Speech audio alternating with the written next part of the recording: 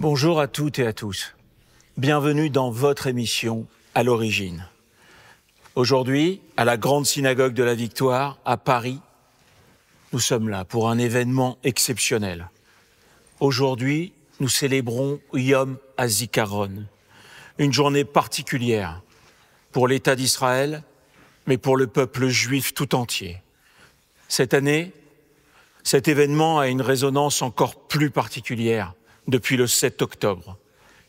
J'ai le plaisir pour en parler de recevoir le docteur Robert Zbili, président du KKL de France, avant l'ouverture de cette cérémonie du souvenir qui sera suivie de celle du jour de l'indépendance.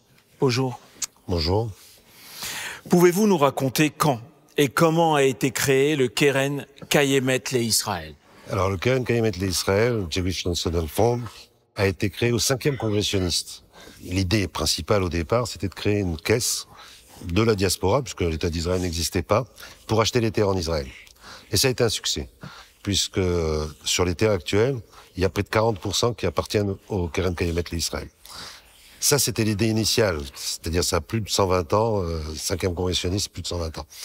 Et ensuite, à la création de l'État d'Israël, le KKL a une autre mission. Faire de ces terres, qui étaient des marécages, des déserts, des terres viables. Et c'est une réussite encore plus importante que ce qui a été prévu. C'est-à-dire, quand vous voyez tout le vert, quand vous survolez Israël, vous voyez tout le vert, toutes les forêts qu'il y a en Israël sont des forêts artificielles. La seule forêt réelle, initiale, qui existait, c'est celle qui est à côté de Haïfa. Tout le reste n'existait pas. Tout le reste, c'est des forêts créées par le KKL. Voilà 250 millions d'arbres plantés par le KKL depuis la naissance de l'État d'Israël, c'est-à-dire depuis 1948. Vous êtes ce qu'on peut appeler des précurseurs de ce qu'on peut appeler aujourd'hui l'écologie. Bien sûr, mais ça a été fait en sorte, puisque la terre a été revivifiée, puisque maintenant c'est une terre agricole qui fournit à l'État d'Israël et en dehors de l'État d'Israël, et tout le monde achète les mandarines, les oranges, les machins de l'État d'Israël. Néanmoins, c'était une terre qui fournissait rien, c'était une terre aride, et ça, c'est la recherche et développement du KKL qui a fait que ça a existé. Alors, c'est vrai que c'est une avancée. Planter 250 millions d'arbres, quand des fois j'entends la déforestation amazonienne, etc.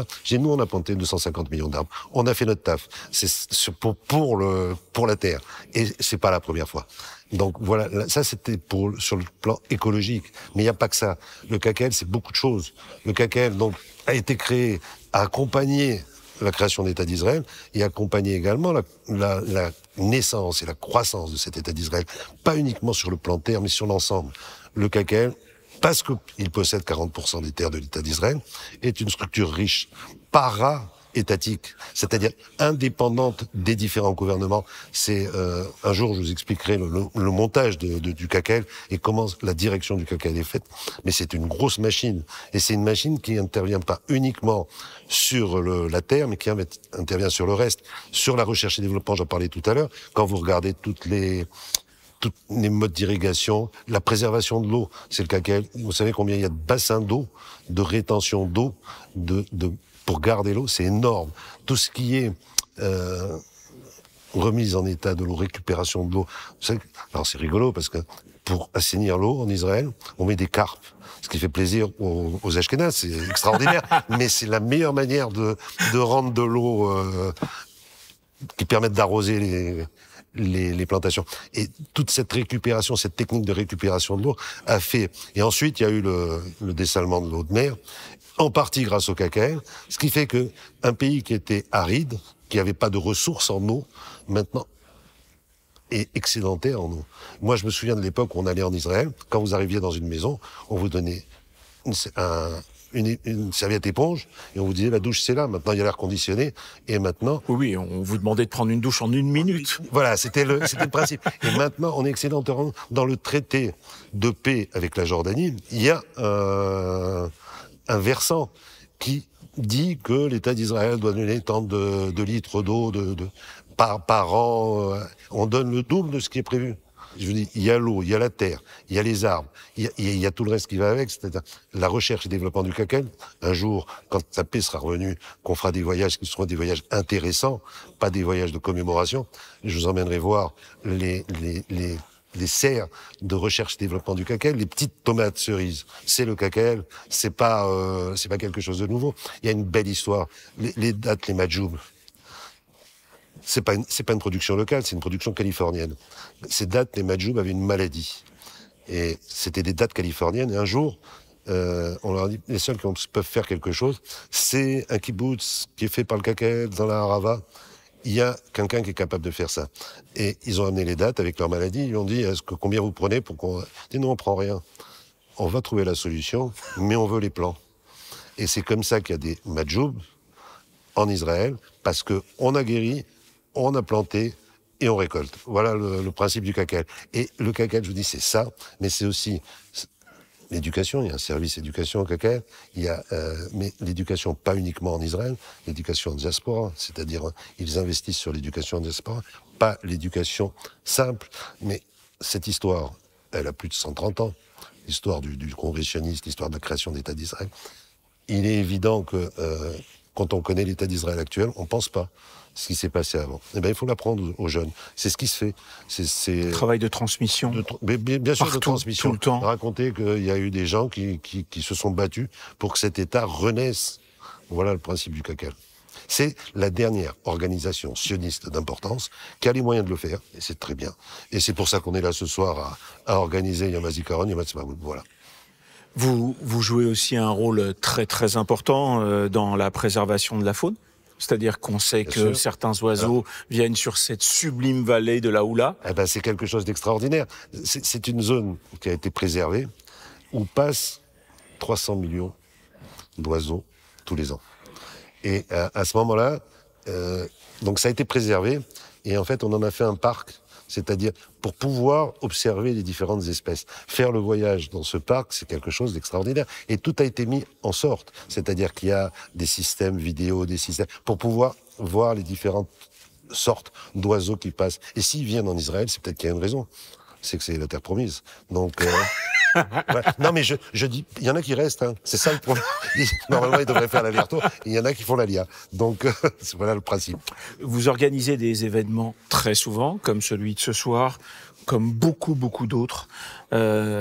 Vous allez dans tous les domaines pour qu'il y ait des rassemblements, que ce soit le palais de Tokyo, que ce soit des golfs, que ce soit un voyage en Israël, pour des découvertes, pour des gens qui ne connaissent pas, des journalistes. Votre travail du KKL en France, il consiste en quoi? Alors, transmettre et montrer l'image d'Israël. Israël, c'est la recherche, Israël, c'est l'enseignement, Israël, c'est beaucoup de choses. Le souci des autres? Bien sûr. Et on parlait tout à l'heure d'irrigation. On exporte notre technique en Afrique. En Afrique, il y a des... Le goutte à goutte, dans pratiquement pas uniquement toutes les le goutte à goutte, mais le moyen de chercher de l'eau, le moyen d'aller chercher de l'eau, etc. Vous savez, quand il y a eu la COP21 à Paris, il y avait une équipe du KKL. À l'époque, on n'avait pas fait beaucoup de paix avec les pays. Eh ben, il y a beaucoup de pays qui ont été voir le stand du KKL, qui n'ont aucune relation diplomatique avec Israël, qui sont venus chercher de la technologie. Et ça, c'est important. C'est important pour l'image d'Israël. Et quand vous dites je fais des voyages, normalement, je fais des voyages pour Israël aujourd'hui et demain, qui ont des thèmes. J'ai fait le vivre ensemble, j'ai fait la technologie. Mais depuis le 7 octobre, je fais quoi? Je vais montrer le drame. Et ça m'embête. J'en ai fait 5 depuis le 7 octobre de voyages de journalistes. Et en fait, ce que je veux, c'est qu'ils voient sur place la réalité des choses. Et je peux vous dire qu'il y a beaucoup de gens que j'ai amenés qui étaient complètement en dehors du thème. J'ai emmené une influenceuse arabe qui m'a dit, c'est la première fois que je viens, j'ai dit c'est bien. Elle m'a dit... Je donne pas son nom, donc je peux en parler. Elle m'a dit, je suis lesbienne. Quand je l'ai dit dans ma famille, c'est une famille musulmane, pratiquante, très... Elle m'a dit, quand j'ai dit que je me mariais avec une femme, on m'a fait la gueule. Mais quand j'ai dit que je partais en Israël, on me parle plus. Et quand elle était là-bas, elle me disait toutes les 5 minutes, c'est ça l'apartheid, c'est ça l'apartheid. Et quand on est arrivé le dernier jour pour reprendre l'avion pour rentrer à Paris, dans le couloir, j'avais rien organisé, hein, dans le couloir, il y avait 2 femmes qui faisaient leur prière. 2 femmes arabes qui faisaient leur prière. Et c'est l'image que je veux transmettre d'Israël. C'est-à-dire que c'est pas la caricature que les gens montrent, que c'est un pays démocratique, où les gens vivent, et j'avais fait le vivre ensemble, c'était extraordinaire. On avait fait que les villes, une ville comme Haïfa, depuis plus de 100 ans, il y a 50% de juifs, 50% d'arabes. Ça fait plus de 100 ans qu'elle est gérée par une mairie à 50% arabes, 50% juifs. Depuis plus de 100 ans. C'est-à-dire avant la création de l'État et aujourd'hui encore. Et c'est quelque chose d'extraordinaire. Et ça, c'est ce que je veux montrer aux journalistes, c'est-à-dire quelque chose de différent. Voilà, de montrer la réalité israélienne, comme vous la voyez vous tous les jours quand vous allez en Israël. C'est pas un pays qui est uniforme. Il y a des religieux, il y a des laïcs, il y a des gens de gauche, il y a des gens de droite. Mais c'est un pays qui, dans la difficulté, est uni. Et ça c'est ce qui m'a beaucoup frappé sur les différents voyages que je viens de faire. C'est-à-dire, tout ce qui était différence, ils l'ont mis de côté. Ils l'ont mis de côté parce c'est une guerre de survie.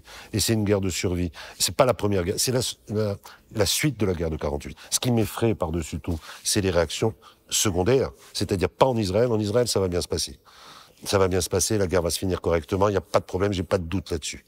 Parce que c'est Israël, parce qu'ils n'ont pas d'autre choix. D'accord? Sinon, il n'y a plus d'État d'Israël. Par contre, pour le reste, ça m'angoisse un peu. Je pensais pas que ma génération, je pensais pas ce que j'avais lu sur les années 30, ce que j'avais entendu des témoins, je pensais pas qu'un jour j'allais le vivre. Voilà le principe. Pour les téléspectateurs qui ne le savent sûrement pas, l'endroit où s'est passé le festival Nova est un terrain KKL. C'est un terrain KKL. Alors la belle chose, je voudrais vous raconter, c'est que on a déjà planté. La première fois que j'ai emmené des journalistes, c'était juste après le 7 octobre. On a commencé à planter, j'ai fait planter par les journalistes, pour le symbole. Et la deuxième ou troisième fois, j'ai emmené d'autres journalistes à Nova, j'ai dit on va planter, on m'a dit il n'y a plus de place. Tout est déjà replanté. Donc, alors, c'est replanté, c'est triste, parce que sur chaque arbre, il y a un nom. Il y a le nom de quelqu'un qui est mort à Nova. Mais c'est une terre du KKL, on va la faire revivre. Le slogan du KKL dans l'avenir est un slogan simple. Ils ont détruit, nous reconstruirons. C'était beau, ça sera encore plus beau après. On va le faire, pas uniquement à Nova, aussi à Be'eri, aussi dans toute la région, ce qu'on appelle la région autour de Gaza. Et je pense que c'est important de donner... C'était le rêve de Ben Gurion. Et je ne suis pas un travailliste de nature, mais néanmoins Ben Gurion avait dit on va faire refleurir le désert. Oui, c'était son pari. Oui, mais quand il l'a dit, personne ne l'a cru. Non. Et ceux qui ont été à côté de la bande de Gaza, avant le 7 octobre, c'était une merveille. C'était une merveille. Les kibboutz, c'était une splendeur. Le verre, c'était une splendeur. Les serres, c'était une merveille. Les champs, c'était une merveille. Les forêts, c'était une merveille. Nous, on a planté à l'époque des guerres, on plantait des eucalyptus. Parce que c'est des grandes feuilles pour gêner les snipers. On a dit, bon, on va faire quelque chose, on va planter des eucalyptus sur notre frontière. Ça n'a pas suffi, malheureusement. Mais c'était une belle idée. Robert Zbili, qu'est-ce que vous attendez de la cérémonie que vous avez organisée dans quelques minutes, avec des chants d'enfants, avec des prières, avec une résilience à la toute fin pour fêter l'indépendance? Qu'est-ce que vous attendez de ça? Vivre à l'unisson d'Israël. Vous savez, aujourd'hui, en Israël, c'est une journée très triste. De tout temps, hein. Encore plus triste parce qu'il y a eu le 7 octobre, et de tout temps. Il y a Mazikaron en Israël. Moi, je me souviens d'avoir été dans une administration un jour. Un jour de Yom HaZikaron, j'avais 20 ans, 25 ans. Je savais pas ce que c'était. Au moment où la sonnerie s'est levée, c'était un open space, j'ai vu tout le monde se lever. Tous les employés de cette administration se lever et tout le monde pleurait. Parce que tout le monde pensait à quelqu'un qui était tombé lors d'une guerre. Alors aujourd'hui, c'est encore plus triste. Yom HaZikaron aujourd'hui, ça a dû être terrible. En Israël. Très émouvant. On va ici. Hier soir, j'étais à Yom HaZikaron de l'ambassade. Je vous dis, quand je suis arrivé, je me suis mis derrière, parce que j'ai horreur d'être devant. Et le rabbin Sebag est venu me chercher en me disant, tu vas t'asseoir devant. Je regrette d'avoir accepté. Je regrette d'avoir accepté parce que j'ai vu un père réciter le Kaddish parce qu'il a perdu son fils le 20 octobre. Alors ça, on va le vivre. On va le vivre aujourd'hui. On va penser à tous ces jeunes qui sont tombés. Ils sont tous merveilleux, ils sont tous magnifiques. C'est ça ce qui m'angoisse. C'est-à-dire que des vies se sont arrêtées. Pourquoi, je sais pas. Mais on va faire ça dans un premier temps parce qu'on a besoin de le faire. Ça fait partie. Faire le deuil, c'est important. Et on va faire le deuil du 7 octobre. Pas uniquement du 7 octobre, mais de tout ce qui s'est passé. De tous les attentats, de toutes les guerres, de tous les morts qui sont pour que cet État existe. Et puis après, on passera à un Yom Ha'atzmaut, peut-être un peu plus triste que d'habitude, mais on fera un Yom Ha'atzmaut. On va chanter la naissance de l'État d'Israël. Voilà le principe de base. Je l'ai fait dans une synagogue cette année, volontairement. Et ce lieu, qui est un lieu d'histoire, la Victoire, eh ben, ça me semblait apte à avoir au moins cette atmosphère. À quelques mois de ces 150 ans. Voilà. Mais je vous dis, et vous savez, un jour on m'a demandé, tu te sens comment? J'ai dit, je suis français, juif et sioniste. Mais je dis, je sais pas dans quel ordre. Et c'est pas tout le temps dans le même ordre. Et je vous dis, ce soir, eh ben, je suis sioniste. Il y a d'autres jours où je suis français. Et il y a des jours où je suis juif. Donc c'est le principe. C'est-à-dire, j'ai pas de double allégeance, ça n'existe pas. J'ai pas le passeport israélien. Le but, c'est pas ça. Mais je me sens lié à cet État. Je sais que si cet État n'existe pas, je n'existe pas. Merci Robert Zbili. Merci beaucoup. Et à tout de suite pour vivre ces moments formidables ensemble. Merci. Cérémonie de commémoration de Yom HaZikaron en l'honneur des soldats de Tzahal tombés sur les champs de bataille et des victimes du terrorisme. Israël se recueille et pleure ses enfants. 25 040 soldats et 5 001 civils. Ce chiffre qui ne cesse d'augmenter depuis le 7 octobre où nos vies ont basculé. Le 7 octobre est l'un des jours les plus sanglants et les plus tristes de l'histoire du peuple juif. Mais ce jour-là aussi, des héroïnes et des héros se sont révélés. Ils ont fait irruption au cœur de l'enfer entre le feu et le sang. Ils ont risqué leur vie et parfois l'ont sacrifié pour leurs frères, pour l'avenir de leurs enfants, pour l'histoire intitulée Médinat Israël. C'étaient des héros comme autrefois, comme dans la Bible, comme en 1948 lors de la lutte pour l'indépendance. Au moment de la douleur, ils nous ont donné l'occasion de voir le bien, de garder espoir et courage. Ces héros sont la réponse à tous les chagrins, à toutes les douleurs. Ils sont la seule voix claire et subtile dans tout ce bruit, dans toute cette agitation. Chacun d'entre eux est une lumière aveuglante et tous ensemble, ils ont permis la vie. Que leur mémoire soit bénie. Yehi Zichram Baruch. Et par leur mort, ils nous ont ordonné la vie. Ubemotam Tsivalanu et Achaim. Âme Israël, dans son ensemble, uni, se lève aujourd'hui, tel un seul homme, pour pleurer et honorer celles et ceux qui sont tombés pour le salut de la nation et de l'État. Que le peuple d'Israël les garde dans sa mémoire.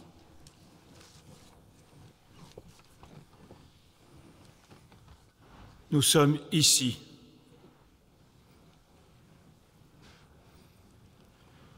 Ma minute de silence est un cri,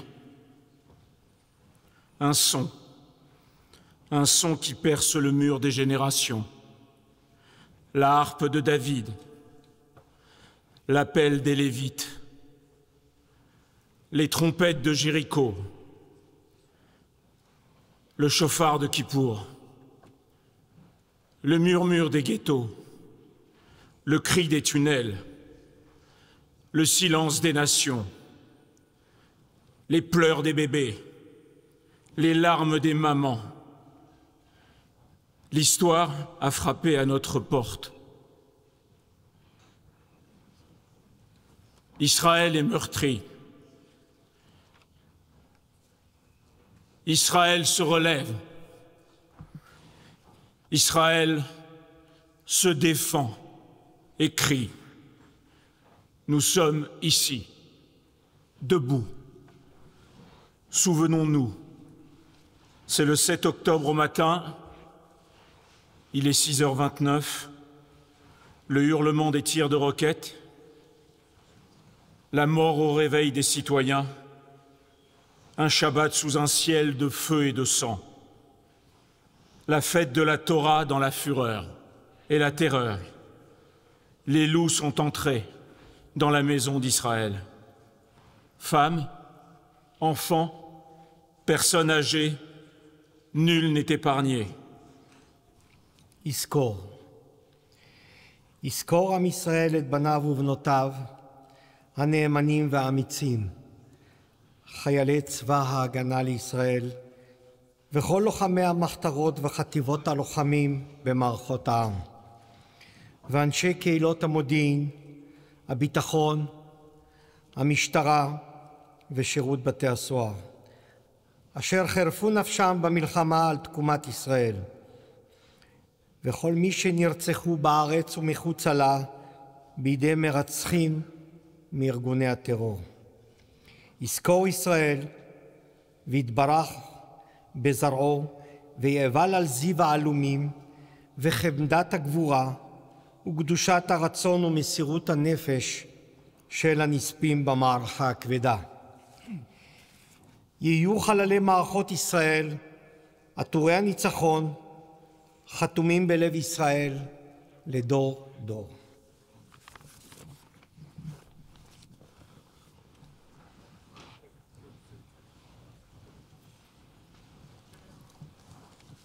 Nous allumons cette flamme, cette lumière éternelle qui illumine les visages et scelle notre unité autour de nos héros.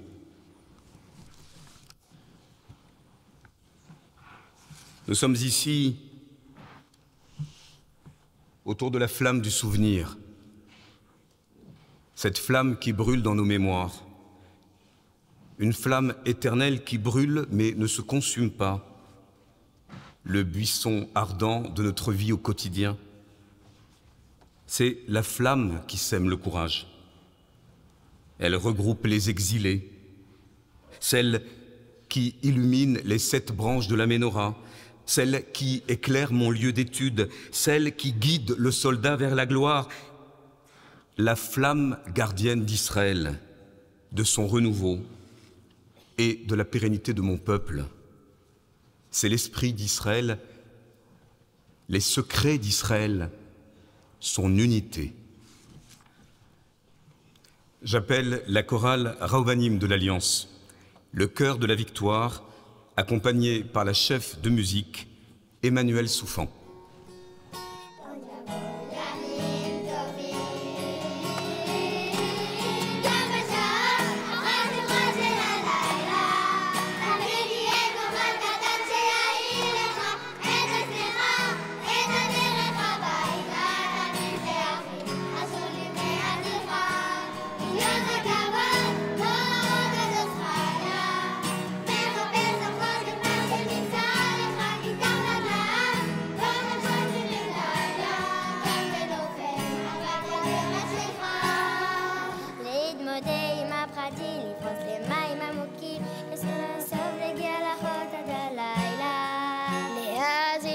שירים כי זה מרים עם הרופאים הכי טובים שיש לי מדע להציע. עוד ימים טובים אני מציע, עוד יבואו ימים טובים.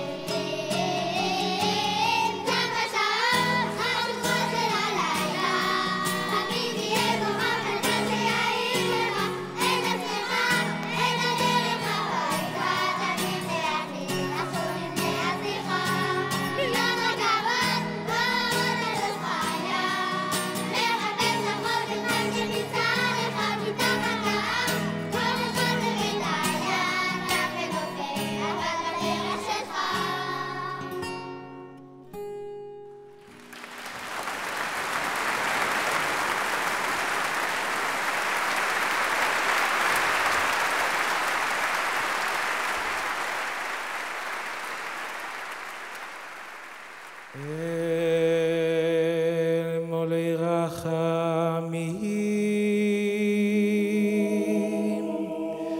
שויכן במרוימים המצי מנוחונכוינו תחס כנפי השכינו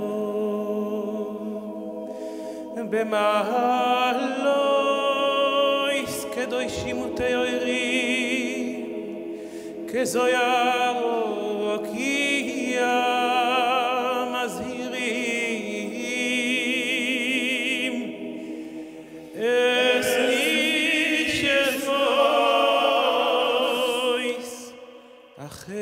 אחיותינו בני ישראל שנהרגו בפעילויות טרור.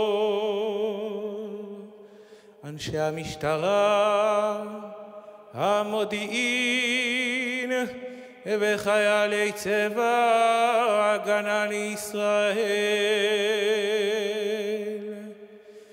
בעבור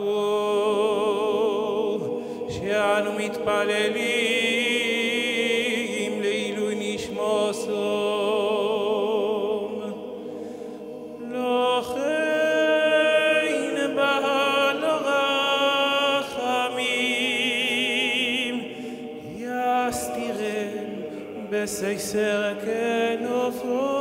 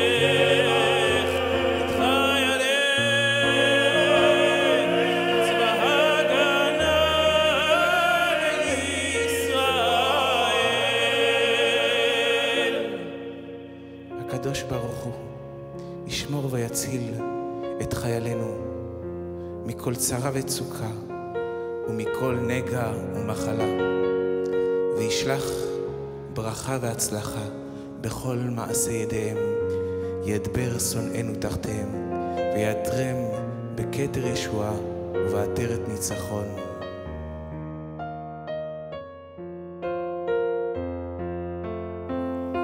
כי אדוני אלוהיכם ההולך עמכם להילחם לכם עם אויביכם, להושיע אתכם ונאמר אמן.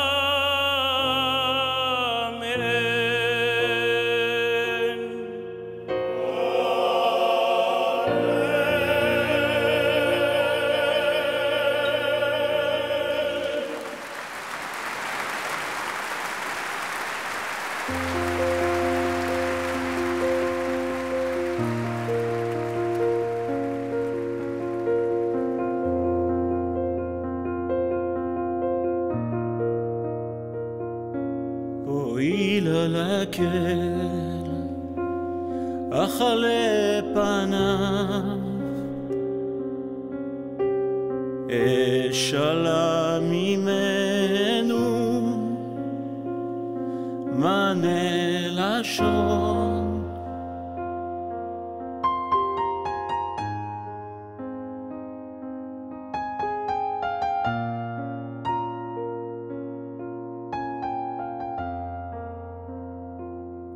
לאדם מחלב ומהשם מענה לשון. השם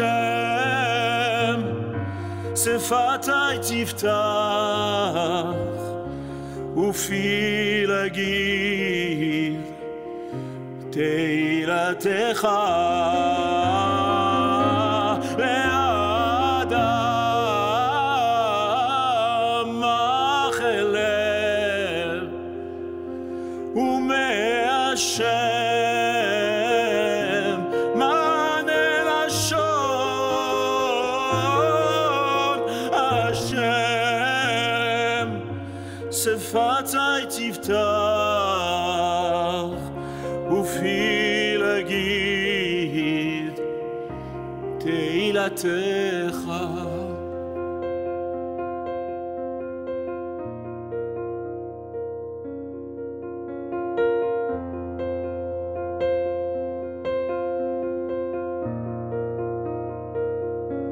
הואילה להקל אכלה פניו אשאלה ממנו מענה לשון.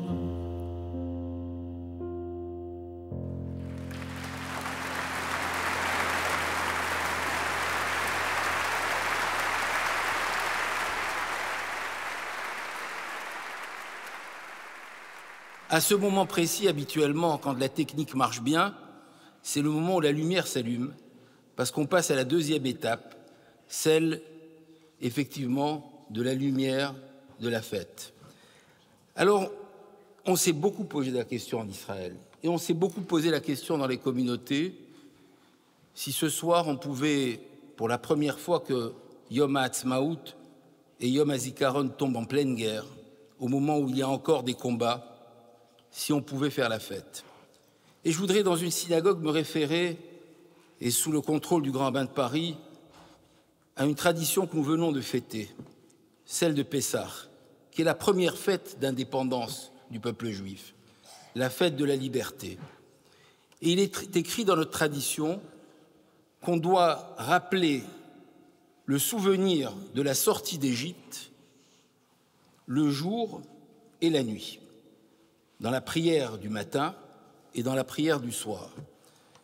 Au moment du premier acte le plus grave de l'antisémitisme, celui que nous avons connu, qui est le départ de l'antisionisme, c'est-à-dire la destruction du temple de Jérusalem, l'exil de Jérusalem, l'exode, c'était le moment le plus douloureux qu'on a pu connaître dans l'histoire du peuple juif depuis l'arrivée du peuple juif sur sa terre, sur la terre d'Israël.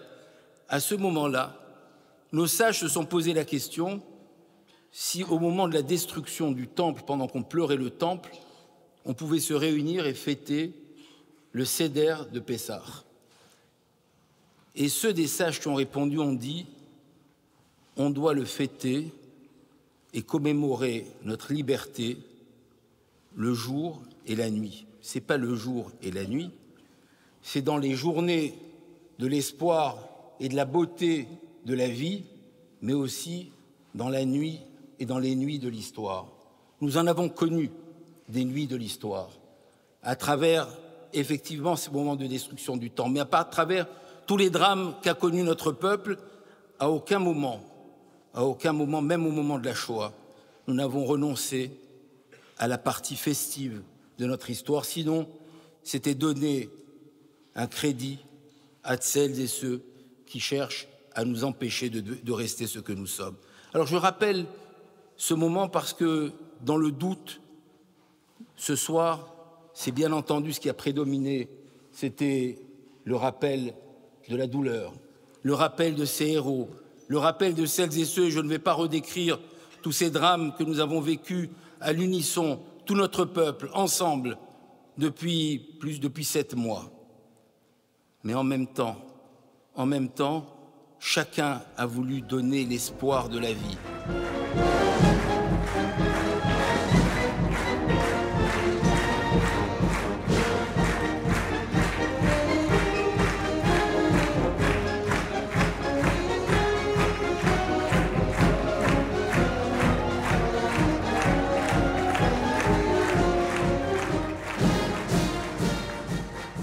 Moi, Dan Ben Zimra, je lève ce drapeau pour ces hommes et ces femmes de l'histoire d'Israël, dont l'épopée raconte qu'il est possible de surpasser ses limites pour sauver des vies.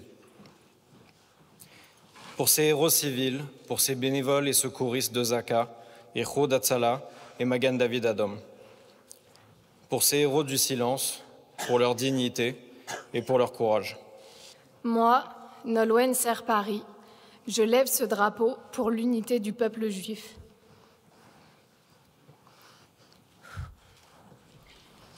Le peuple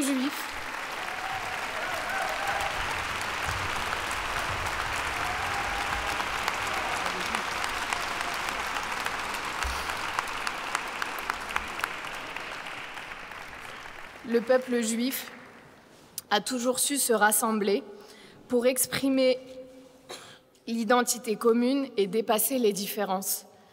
Notre force réside dans notre union. Cette union est l'expression harmonieuse de toutes les musiques, les origines, les prières, les rêves et les luttes. Am Israël est une réalité de l'histoire du peuple juif qui se répète et rappelle qu'hier, aujourd'hui et demain, les liens sont indéfectibles et ainsi ils le resteront. L'unité du peuple est une affirmation consciente, volontaire, profonde et triomphante.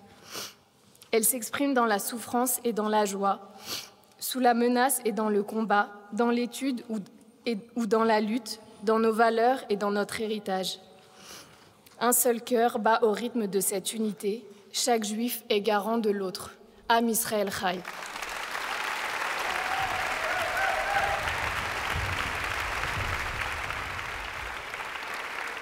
מעל פסגת הר הצופים אשתחווה לך אפיים מעל פסגת הר הצופים שלום לך ירושלים אלפי דורות חלמתי עלייך לזכות לראות את אור פנייך ירושלים ירושלים האירי פנייך לבנך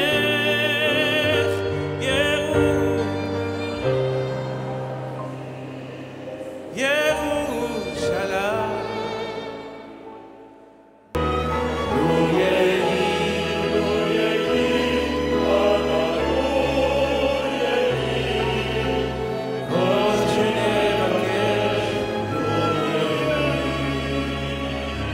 על כל